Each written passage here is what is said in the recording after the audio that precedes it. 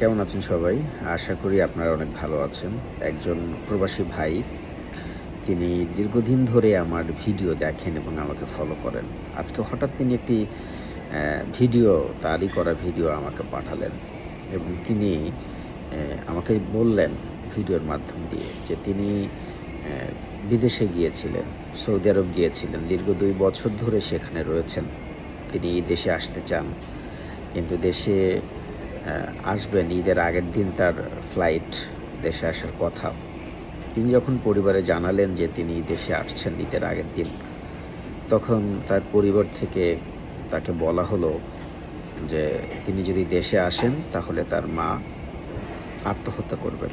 সেই কথাটি নাকি তার পরিবারের কেউ একজন বলেছে আর কি, বাড়ির পাশের থেকে এই প্রবাসী ভাইকে।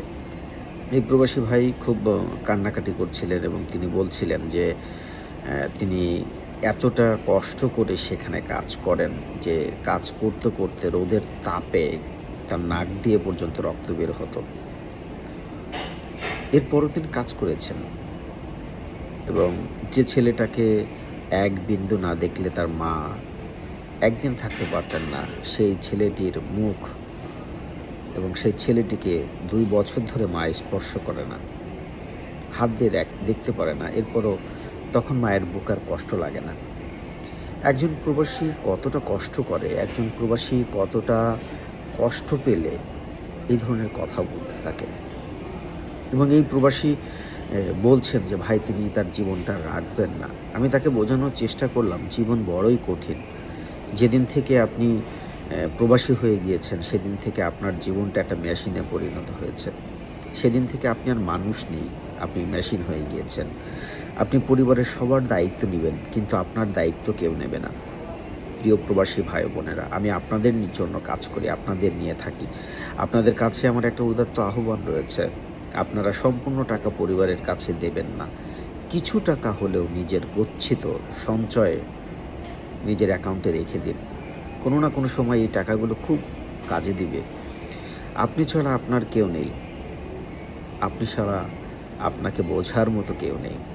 একজন প্রবাসী একবেলা না খেয়ে তিনি টাকা জমান আর সেই টাকা তিনি পরিবারকে পাঠান।